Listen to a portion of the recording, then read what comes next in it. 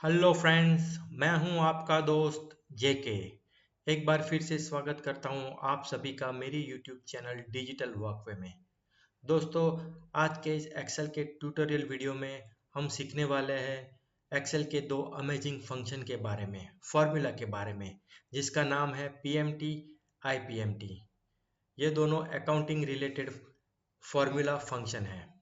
दोस्तों, आपने शायद अपनी लाइफ में कभी लोन लिया होगा या कभी लोन लेने के बारे में सोचा होगा। तो दोस्तों, ये दोनों फंक्शन क्या करते हैं? ये दोनों फंक्शन हमारी लोन ली हुई अमाउंट के ऊपर कितना मासिक किस्त देनी पड़ती है, हर महीने हमको कितना किस्त इंस्टॉलमेंट देना पड़ता है, ये कैलकुलेट करके हमको देते हैं। और दूसरा फंक्शन है आईपीएमटी। ये हमको कैलकुलेट करके देती है कि हर महीने हमको कितना ब्याज देना पड़ता है। तो दोस्तों, ये है एक्सेल शीट मैंने ऑलरेडी बना के रखी हुई है, जहाँ पे मैंने ये दोनों फंक्शन अप्लाई किए हुए हैं। यहाँ पे लोन अमाउंट है 1,00,000 रुपये, इंटरेस्ट रेट है 5% और लोन टेन्योर 5 है। 5 साल की अवधि के लिए हमने 5% के हिसाब से 1,00,000 रुपए की लोन ली हुई है। तो दोस्तों, मैंने पीएमटी फंक्शन यहाँ पे यूज किया हुआ है और ऑलरेडी कैलकुलेट ये पीएमटी फंक्शन ने ऑलरेडी कैलकुलेट कर दिया है कि मुझे मासिक किस्त कितनी देनी है 1,00,000 रुपए के ऊपर 5% के हिसाब से 5 साल के लिए। तो ये अमाउंट आई हुई है 1887.12। और 5 साल के बाद मुझे टोटल कितनी अमाउंट पे करनी पड़ेगी? तो यहाँ पे है 1,13,227 और 40 रुपये। तो 5 साल के बाद मुझे 13,227 और 40 रुपये एक्स्ट्रा पे करने पड़ेंगे। और आइए यहाँ पे ये है 416 रुपये 67 रुपीज मुझे पहले महीने में as a interest, as a ब्याज देना है। फिर ये दूसरा महीना शुरू होता है तो मुझे 410 और 54 रुपये एज ए इंटरेस्ट चुकाना पड़ता है। तो ये ऑलरेडी कैलकुलेट किया हुआ है मेरे लिए आईपीएमटी फंक्शन ने। तो दोस्तों, दूसरी शीट में हम लोग चलते हैं और वहाँ पे हम सीखेंगे कि पीएमटी और आईपीएमटी फंक्शन कैसे लगाते हैं। तो चलिए दूसरी शीट के ऊपर। तो यहाँ पे हम सीखने वाले हैं दोनों फंक्शन का यूज। तो चलिए दोस्तों, बिना समय गवाए शुरू करते हैं। तो पहले हम यहाँ फंक्शन लगाएंगे पीएमटी। पीएमटी फंक्शन हमारे लिए कैलकुलेट करेगा मासिक किस्त 1,00,000 रुपए की लोन के अमाउंट के ऊपर। तो चलिए फॉर्मूला लगाते हैं। Is equal to PMT tab rate. अभी ये आर्ग्यूमेंट है, पहला आर्ग्यूमेंट रेट। तो रेट कितना है? 5%। तो हम ये सेल में क्लिक करेंगे। ओके, ये 5% रेट है ईयरली, तो हमको कैलकुलेट करना है मंथ के हिसाब से। तो क्या करना पड़ेगा? डिवाइडेड बाय 12 करना पड़ेगा, कॉमा एन पर। एन पर क्या है? एन पर है total number of instalment. Total number of instalment क्या है? ये है 5 साल। टोटल नंबर ऑफ इंस्टॉलमेंट 5 साल है, ये साल के हिसाब से है, तो हमको मंथ के हिसाब से करना है। तो क्या करना पड़ेगा? इनटू 12 करना पड़ेगा, comma PV means present value या प्रिंसिपल वैल्यू। प्रिंसिपल वैल्यू क्या है?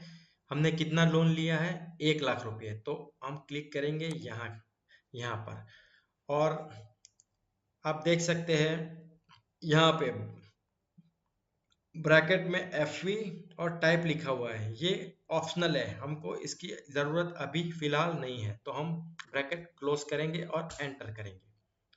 तो दोस्तों देखिए, मासिक किस्त ऑलरेडी कैलकुलेट करके आ चुकी है। अमाउंट है 1887.12। अभी आप सोच रहे हैं कि यहाँ पे माइनस क्यों आया? तो माइनस दोस्तों इसलिए आ रहा है कि ये आउटगोइंग अमाउंट है, मतलब ये पैसा जा रहा है, तो हमको ये माइनस निकालना है। तो दोस्तों कुछ नहीं करना है, जस्ट सिंपली ऊपर देखिए यहाँ पे इज इक्वल टू के बाद में माइनस का सिंबल लगा देना है और फिर से एंटर कर देना है, तो ये माइनस सिंबल चला जाएगा।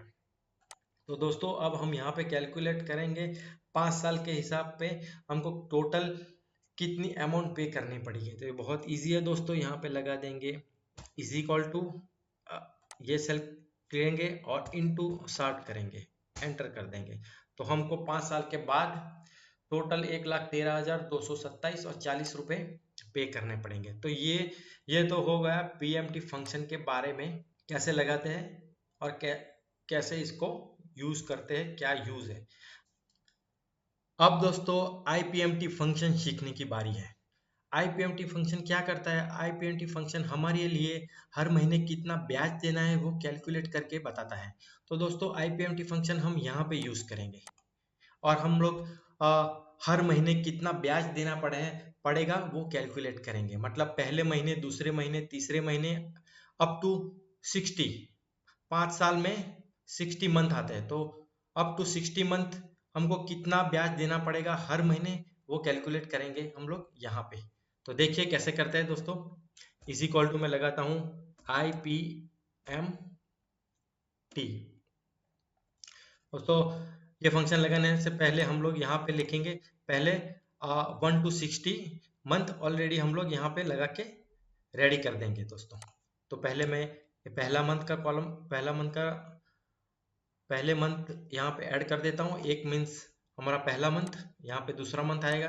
हम 1 to 60 एक पूरी रो में डाल देंगे 1 to 60। तो दोस्तों कैसे करते हैं वो मैं बताता हूँ आपको।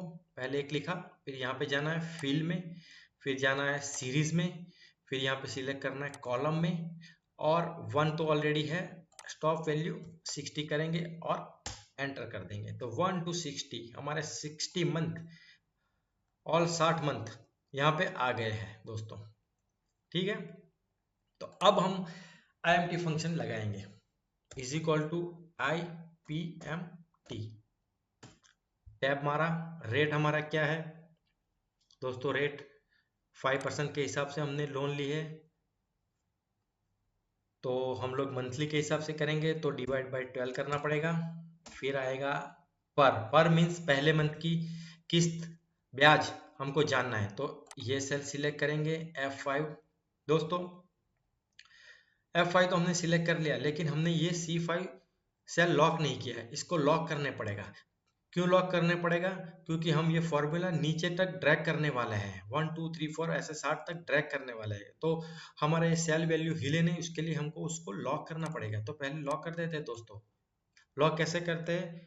F4 लगा के उसको लॉक कर देते हैं। लॉक कर दिया, ठीक है। अब यहाँ पे आ जाते हैं, पहला आर्ग्यूमेंट था रेट, तो ऑलरेडी 5% हमने सिलेक्ट कर लिया, डिवाइडेड बाय मीन्स मंथली के हिसाब से हो गया। वैल्यू हमने सिलेक्ट कर ली है। F5 में क्या था, पहला मंथ था। अब आएगा n per means total number of instalment, तो ये आएगा 5